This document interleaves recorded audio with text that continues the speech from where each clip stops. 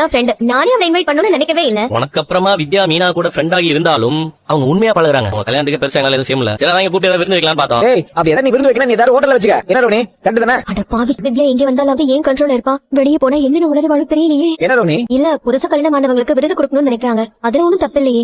அது இல்லம்மா, அந்த பொண்ணு உனக்கு ஃப்ரெண்டு தான், இருந்தாலும் ஒரு லிமிட் இருக்குல்ல. இப்படி வீட்டுக்கெல்லாம் வரவழைச்சா அப்புறம் சொந்தம் கொண்டாட ஆரம்பிச்சிருவாங்கம்மா. Correct aunty. என்ன சொல்ல வரீங்க? இந்த வீட்டுக்கு யார கூட்டிட்டு வரணும் வரக்கூடாதுன்னு நான் தான் முடிவு பண்ணணும். என்ன ஏதோ பெரிய வார்டன் மாதிரி பேசிட்டு இருக்கீங்க? டேய் அத விருந்து ஹோட்டல் கூட சொல்லியாச்சுல.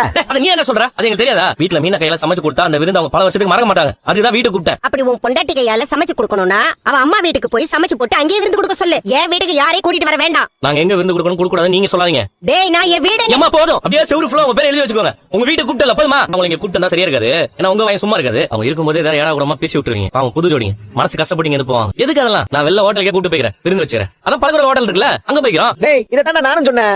அதை முடிவு பண்ண வேண்டியது நான்டா. ஆனா ஒண்ணு, வீட்டுல மீனா அப்பாக்கு மட்டும் தான் சமைப்பா. ஏன் எங்களெல்லாம் பார்த்தா மனுஷங்களா தெரியலையா? உருவத்துல மனுஷன் மாதிரி இருந்தா மட்டும் நல்ல மனுஷனாக முடியாது. அந்த மனுஷத்தன்மை மனசுல இருக்கணும். எங்களுக்கு வேண்டப்பட்டவங்களுக்கு நாங்க இங்க விருந்து கொடுக்கலாம்னு சொல்றீங்களா? உங்களுக்கு மட்டும் மீனா எதுக்கு சமைக்கணும்? அவ சமைக்க மாட்டான். ஓ என்னமோ உன் பொண்டாட்டி சமைச்சு போட்டு நாங்களா சாப்பிட்டு இருக்க மாதிரி சொல்றேன். ஆட்டோ ஓவரா தான் இருக்கு, நான் கவனிச்சுக்கிறேன். ஏய் நீ வாடா.